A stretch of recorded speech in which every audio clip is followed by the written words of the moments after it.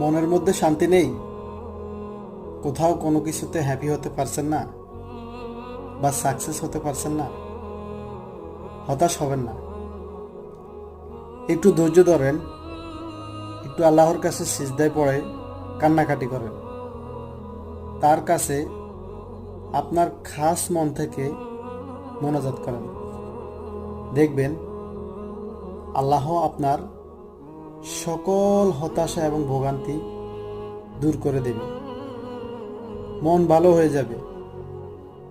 দুনিয়ার মাঝে এক আল্লাহ ব্যতীত কোনো মানুষই আপনাকে সুখ খুঁজে দিতে পারবে না।